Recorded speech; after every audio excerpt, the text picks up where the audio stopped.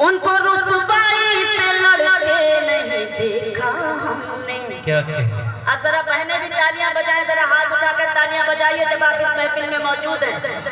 क्या बात है, बहुत सलाम। उनको रुसवाई से लड़ते नहीं देखा हमने, उनकी इज्जत को उजड़ते नहीं देखा हमने, उनकी इज्जत को उजड़ते नहीं देखा हमने।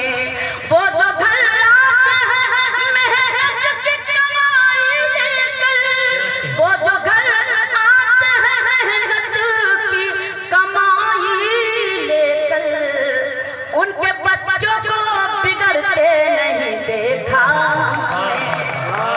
उनके बच्चों को बिगड़ते नहीं देखा हमने। मेरी बहनें बैठी हैं, इनके लिए भी कुछ कहना चाहती हूँ। हमारी आदरणीय बैठी हैं, इनकी मौजूदगी को सलाम करती हूँ। और ये मिसरे मैं पढ़ना चाहती हूँ कि हिंदुस्तानी औरत के ये मिसरे कि मेरे होठों पे शिकायत भी नहीं आई। क्या अच्छा कथा है। मेरे होठों पे शिकायत भी नहीं आएगी, सामने सबके हकीकत भी नहीं आएगी, सामने सबके हकीकत भी नहीं आएगी। बस मुझे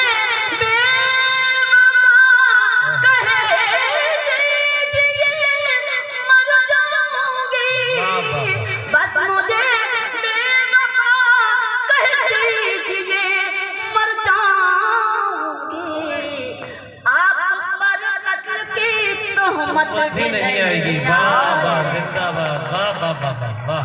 आप पर कत्ल की तोहमत भी नहीं आएगी।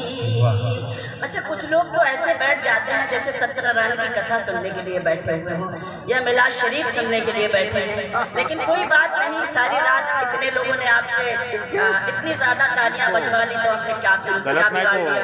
लेकिन मैं भी उसी तरह से बस चाहती हूँ कि अपनी जिम्मेदारी निभाऊं।